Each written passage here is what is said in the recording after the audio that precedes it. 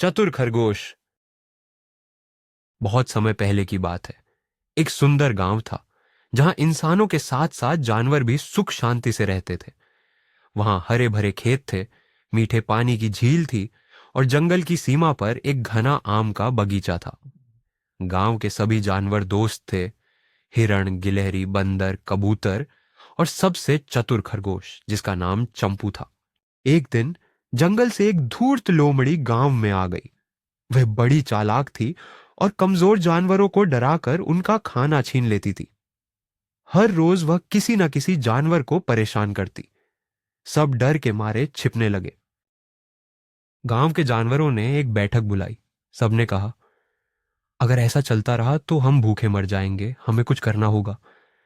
लेकिन कोई उपाय नहीं सूझ रहा था। तभी चंपू खरगोश ने कहा, डरने की जरूरत नहीं, मुझे एक उपाय सूझा है। चंपू ने कहा, हम लोमड़ी को उसके ही जाल में फंसाएंगे। हमें बस एक छोटी चालाकी करनी होगी। सभी जानवर उसकी बात ध्यान से सुनने लगे। टप्पू ने एक गुप्त योजना बनाई और सबको काम बांट दिया।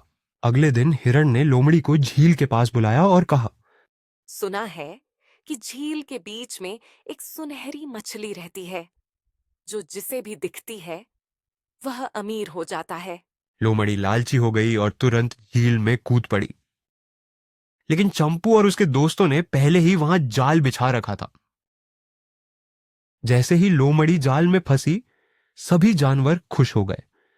उन्होंने उसे समझाया, बुरे काम का बुरा नतीजा। अगर तुम शांति से रहती तो ऐसा नहीं होता। लोमड़ी ने माफी मांगी और वहां से हमेशा के लिए भाग गई। उस दिन के बाद गांव फिर से खुशहाल हो गया। चंपू की चतुराई ने सभी को यह सिखाया कि ताकत से नहीं, बल्कि बुद्धिमानी से हर समस्या का हल निकाला जा सकता है। यह कहानी बच्चों को सिखाती है कि चतुराई और समझदारी से मुश्किलों को हल किया जा सकता है। अगर आपको हमारी ये कहानी पसंद आई हो तो हमें लाइक, शेयर और सब्सक्राइब करें।